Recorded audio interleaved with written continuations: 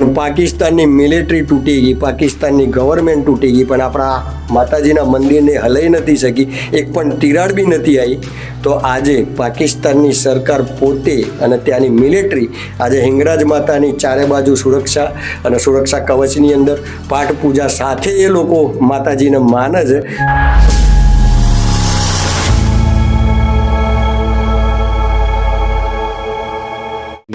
દોસ્તો, હું જયેશ ભટ્ટ, અરવલ્લી કે પન્ને યુટ્યુબ ચેનલથી. દોસ્તો, આજે અમે પહોંચ્યા છે સાબરકાંઠા જિલ્લાના ઈડર તાલુકાના એક નાનકડા ગામ, અને ગામનું નામ છે પુંજપુર ગામ. કે પાકિસ્તાનની અંદર જે મા હિંગળાજ, જે આપણા 51 શક્તિપીઠનું એક શક્તિપીઠ જે પાકિસ્તાનમાં છે, એ પાકિસ્તાનમાંથી આવેલી જ્યોત અને માનું પિંડ એ આ મંદિરમાં છે. તો આ ગામનો ઇતિહાસ એવો છે, કદાચ તમે વાત જાણી હોય તો ટનોટ, આપણે રાજસ્થાનની બોર્ડર ઉપર છે ટનોટ માતાનું મંદિર, કે જ્યાં બોમ્બ ફેંકવામાં આવ્યા હતા, એ બોમ્બ ફૂટ્યા નહોતા. એવી જ રીતે પાકિસ્તાનની અંદર જે આપણું હિંગળાજ માતાનું મંદિર છે, એ હિંગળાજ માતાના મંદિર ઉપર પણ બોમ્બ ફેંકવામાં આવ્યા હતા, કારણ કે પાકિસ્તાનમાં હતું. પાકિસ્તાનના માણસ એવું વિચારતા હતા, ત્યાંની સરકાર, કે આ હિન્દુ મંદિર છે, હિન્દુ મંદિરને તોડી નાખીએ, એને નષ્ટ કરી નાખીએ. પણ હિંગળાજ માતાનું સ્વરૂપ જે છે, 51 શક્તિપીઠનું આપણું એક શક્તિપીઠ છે, તો ત્યાં પણ બોમ્બબારી કરવામાં આવી હતી, પણ ત્યાં એક પણ બોમ્બ ફૂટ્યો નહોતો. આજે પાકિસ્તાનની સરકાર એ મંદિરને આજે સાચવી રહી છે, ત્યાંની મિલિટરી સાચવી રહી છે. ત્યાં જ એ જ માતાની જ્યોત, કારણ કે અહીંયા ચારણ અને ગઢવી સમાજના લોકો જ્યારે ત્યાંથી હિજરત કરીને આવ્યા, ત્યારે આ મંદિરમાં પાકિસ્તાનથી જે આપણું હિંગળાજ માતાની જ્યોત અહીંયા લઈને આવ્યા હતા, અને ત્યાંનું પિંડ આ માતાજીના મંદિરમાં અહીંયા સ્થાપિત છે. તો આ આવડો મોટો ઇતિહાસ લઈને આ મંદિર વર્ષોથી અહીંયા આ જગ્યા ઉપર છે, પણ આ ગામ નાનું છે. તો આ ઇતિહાસ તમારી સામે રજૂ કરીએ છીએ, અને અહીંયા મંદિરે પહોંચ્યા છે, અને અહીંયા જે ભાવિ ભક્તો છે, જેતાવતસિંહ બાપુ, તો અહીંયા બેઠા છે. એમના પોતાનું આ ગામ કેવી રીતે અહીંયા છે, શું છે, એની આપણે વાત કરીએ.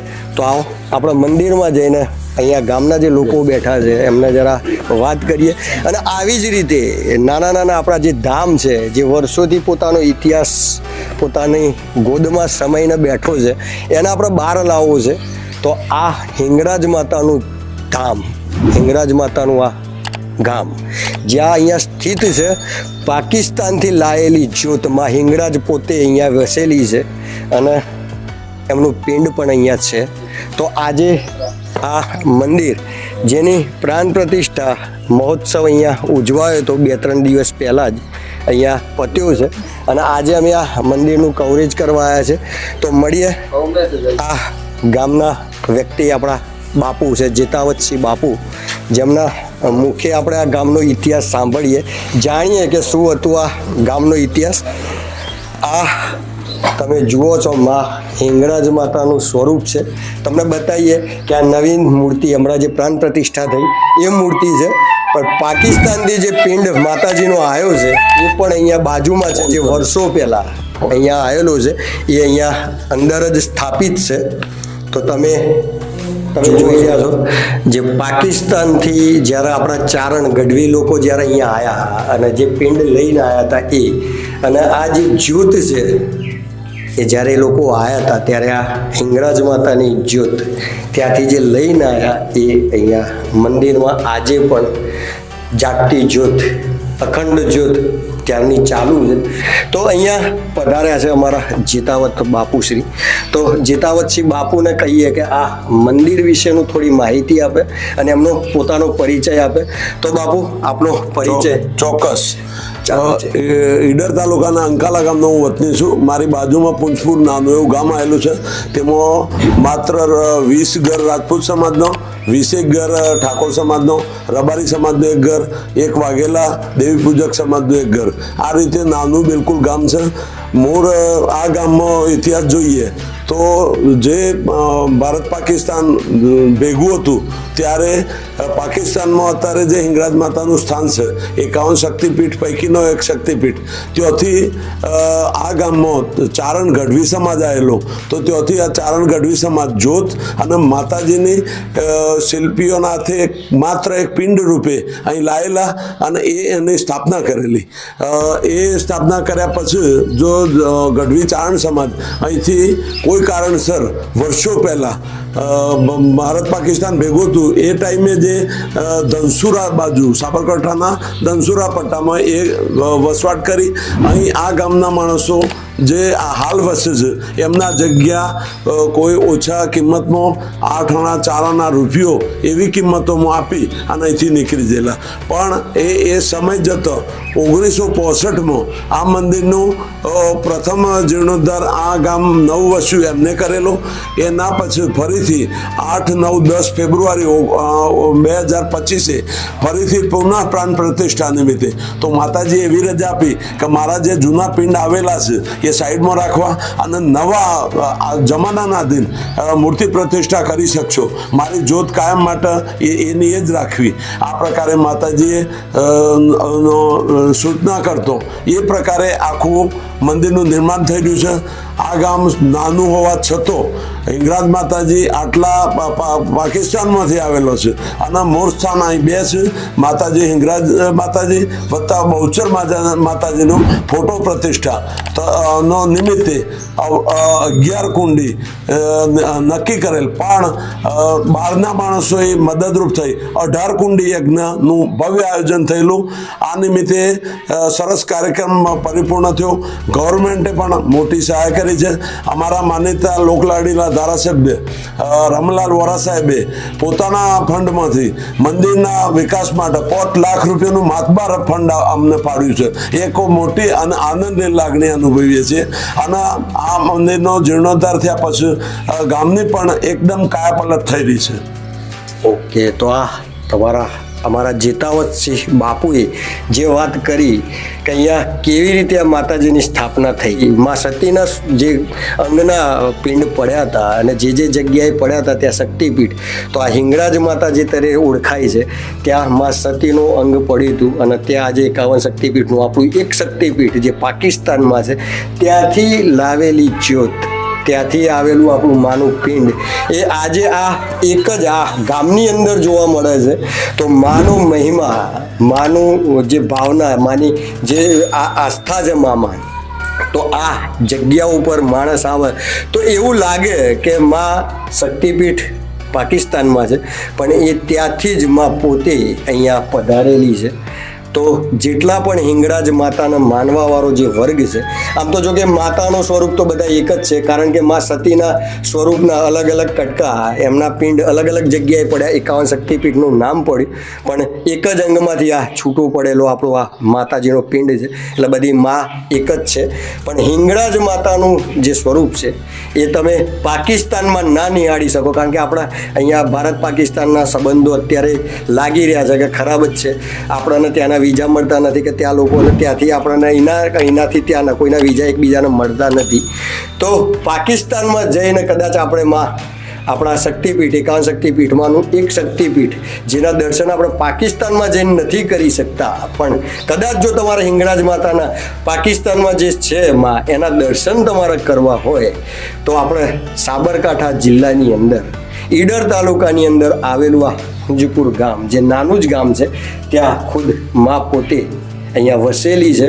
તો અહીંયા આવીને તમે દર્શન કરી શકો છો. પાકિસ્તાનના ભૂમિ ઉપર માં હિંગળાજે સત્ય સનાતનને એક મહાન બતાવ્યો હતો, કારણ કે જેમ અહીંયા ટનોટની અંદર જ્યારે બોમ્બબારીથી અને ટનોટ માતાનું મંદિર જે હતું ત્યાં એને એક તિરાડ પણ નથી પડી, એમ હિંગળાજ માં જે આપણી પાકિસ્તાનમાં બેઠેલી છે ત્યાંના મુસલમાનોએ એમ કીધું કે અહીંયા હિન્દુ મંદિરની કોઈ જરૂર નથી, તો એ મંદિર ઉપર બોમ્બબારી કરીને ઉડાડી દેવાની વાત હતી.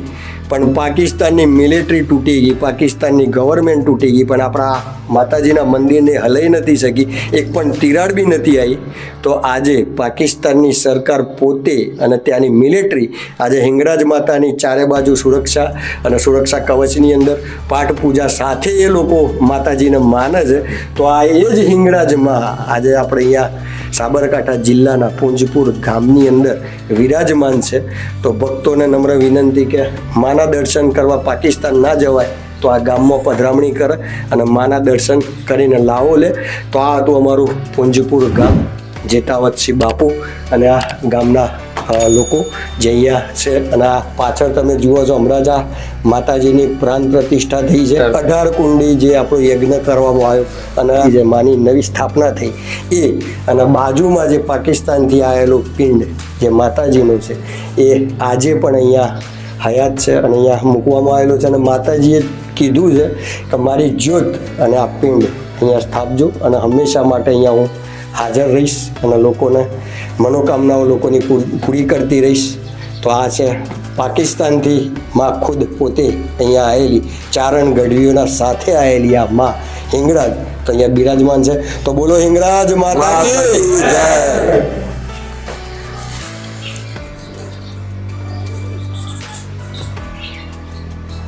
હવે આ ગામમાં આવવું હોય તો કેવી રીતે આ ગામમાં પહોંચી શકાય એ આપણે બાપુશ્રીને પૂછીએ, જેતાવતસિંહ બાપુને, કે આ ગામમાં કોઈ દૂર દૂરથી કોઈ ભાવિ ભક્ત અહીંયા આવવું હોય હિંગળાજ માતાના દર્શન કરવા માટે, આ પવિત્ર ભૂમિના દર્શન કરવા આવવું હોય તો અહીંયા કેવી રીતે પહોંચી શકાય એ આપણે જરા બાપુને પૂછીએ. તો બાપુ કેવી રીતે પહોંચી શકાય? ચોક્કસ. હિંમતરથી આવવું હોય તો વાયા દરામલી, ભદ્રેસર, અંકાલા, પૂંજપુર આવી શકાય. ઈડરથી આવવું હોય તો ઈડરથી દરામલી આવી શકાય, બડોલી, કુકડિયા થઈ અને આવી શકાય. આ બાજુ મહાકાલી મંદિર બાજુથી આવવું હોય તો ચિત્રોડા, રોવચ એ ગામોમાંથી અહીં સીધા આવી શકાય. બધી બાજુથી પૂંજપુર ગામ સંકળાયેલું છે. ગામ નાનું છે પણ રોડ રસ્તાથી સરસ રીતે સંકળાયેલું છે. ચોક્કસ. અને અહીંયા તમે કહીએ તો સાબલી ગામ જે મહાકાળીનું મહાન ધામ છે. મેં પહેલાં પણ તમને કીધું હતું કે પાવાગઢ છોડીને માં સાબલી ગામમાં એને વસેલી, એ સાબલી ગામની બિલકુલ બાજુમાં જ છે. તો તમે સાબલી ગામ પહોંચીને કોઈને પૂછો પૂંજપુર તો પણ તમે અહીંયા પહોંચી શકો છો. તો આ હતી અમારી માં હિંગળાજ, જે 51 શક્તિપીઠનું એક શક્તિપીઠ જે પાકિસ્તાનમાં છે. એ જ માં પાકિસ્તાનથી અહીંયા પોતે પધારી છે અને અહીંયા નાના ગામની અંદર ત્યાં આવીને માં આ જગ્યા ઉપર વસેલી છે. તો આ હતા અમારા હિંગળાજમાં. બોલો હિંગળાજ માતા કી. મારું નામ લક્ષ્મણસિંહ હાલુસિંહ પરમાર. હું આ માતાજીનો 20 થી 25 વર્ષથી દીવો કરું છું. અને આ નવી આ મૂર્તિ આવી ત્યાર પછી જો મૂર્તિ મૂકેલી, ફોટો મૂકેલો હતો ત્યાંથી મને ચમત્કાર હોય મૂર્તિમાં થયું કે ત્યાંથી માતાજી સીધો હેડીને આવ્યા, એવા હોય મૂર્તિમાં જતા રહ્યા અને ત્યાં સાઉન્ડ વાળાને ભડાકો થયો. મંદિરના સેવક એટલે કે પૂજા કરે છે સ્વેચ્છાએ વર્ષોથી. એમને એક એવો ચમત્કાર, જે દિવસે આ માતાજીની પ્રાણ પ્રતિષ્ઠા કરવાની હતી ત્યારે સ્વાભાવિક છે કે આપણે પ્રાણ પ્રતિષ્ઠા થાય ત્યારે અલગ અલગ દાનની અંદર માતાજીની મૂર્તિને રાખવામાં આવે કે તો ગૌમાં અમને મૂર્તિ રાખી હતી. તો અહીંયા ઊભા હતા અને એવો અનુભવ થયો, એવો ભાસ થયો કે માતાજી સાક્ષાત ચાલીને આવ્યા અને એ મૂર્તિમાં પ્રવેશ કર્યો હોય એવો આ લક્ષ્મણજીને અનુભવ થયો છે. એમને એવું કીધું કે માતાજીનો ચમત્કાર થાય તો હું માનું. અચ્છા. તો એમનો જ એમને બ્લેસ્ટ થઈ ગયું. તો આ એક બીજો ચમત્કાર કે અહીંયા જે સાઉન્ડ વાળા આવ્યા હતા ભાઈ, એમને એવું હતું કે જો અહીંયા ખરેખર માતાજીનો વાસો હોય તો કંઈક પ્રોબ્લેમ થાય. તો એવો એમનું જ એમ્પ્લીફાયર ભડાકો કરીને મૂકી દીધું. એ માતાજી છે કે જે વાત કરી કે કંઈક પરચો બતાવે તો એ ભાઈને પરચો એવો બતાવે કે એમનું જ એમ્પ્લીફાયર બ્લાસ્ટ થઈ ગયું. તો આ માતાજીનો આપણે દિવસે જે કુંડમાં યજ્ઞ ચાલ્યો બરાબર, એ રાત્રે દિવસે તો પછી 3 વાગે પૂરો થઈ ગયો બરાબર. તો સાંજે 6 વાગે તો બધા યજ્ઞ કુંડ તો લઈ ગયેલા હતા. હવે રાત્રે અમારે રાસ ગરબાનો પ્રોગ્રામ ચાલતો હતો. હવે લગભગ રાતના 12-1 વાગ્યો છે અને અમને એવો ચમત્કાર જોવા મળ્યો કે બધા કુંડ તો બંધ થઈ ગયેલા 6 વાગે અને રાત્રે અચાનક એક કુંડમાં અગ્નિ પ્રવેશ પ્રગટી એમ. અચ્છા. તો એ માતાજીનો ચમત્કાર જ કહેવાય ને. Okay okay okay. તો આ એક જબરજસ્ત ચમત્કાર કહેવાય કે અહીંયા એ રાત્રે 12 વાગ્યા પછી જ એ જોવા મળ્યો અને અમે કેટલાય લોકોએ જોયું કે આ માતાજી ખરેખર ચમત્કાર જ છે માતાજી અચ્છા. 18 કુંડમાંથી એક જ કુંડમાં અગ્નિ પ્રકટ થઈ એમ. માતાજી બીજા બધા ઓલવાઈ ગયેલા હતા.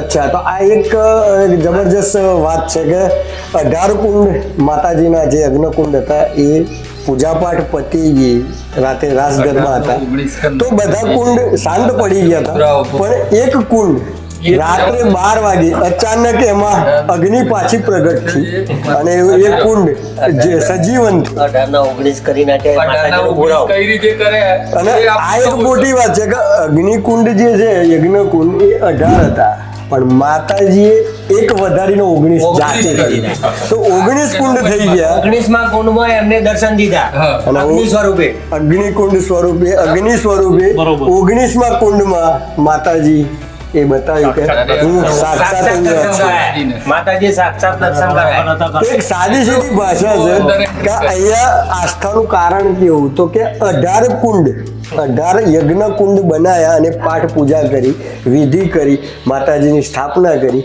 અને માતાજીની જેવી સ્થાપના થઈ ત્યારે માતાજીએ એક એવો પરચો બતાવ્યો કે 18 કુંડ હતા એમાંથી 19 કુંડ થયા અને 19માં કુંડમાં માતાજીએ પોતે જાગતી જ્યોત મૂકી અને એ યજ્ઞકુંડને પાછો સજીવન કર્યો અને રાત્રે 12 વાગે એ ફરીથી યજ્ઞકુંડ ચાલુ થયું એમાં જ્યોત ભડકા તરીકે એક બાજુ રાસ ગરબા ચાલતા હતા. અને એક બાજુ પાછળ રાસ ગરબા ચાલે ને અહીંયા માતાજીનો પરચો કે જે 19માં કુંડમાં એક ભડકા સ્વરૂપે જ્યોત સ્વરૂપે માતાજી રાત્રે 12 વાગે પાછા સજીવન થયા તો આ માં હિંગળાજનો ચમત્કાર અને આનાથી મોટો પરચો હોય જ નહીં કે 18 કુંડના 19 કુંડ થઈ જાય અને એક કુંડની અંદર જ્યોત પ્રગટે તો આ છે માં હિંગળાજ. બોલો શ્રી હિંગળાજ માતાજી. દોસ્તો આવા જ અવનવા વિડીયો અને આવી જ ભાવના અને આવી જ ધાર્મિકતાની વાતો આપણા સત્ય સનાતન ધર્મની વાતો અને પર્યાવરણની વાતો જાણવા માટે અમારી યુટ્યુબ ચેનલને સબસ્ક્રાઈબ લાઈક અને શેર કરજો. જય હિન્દ જય ભારત.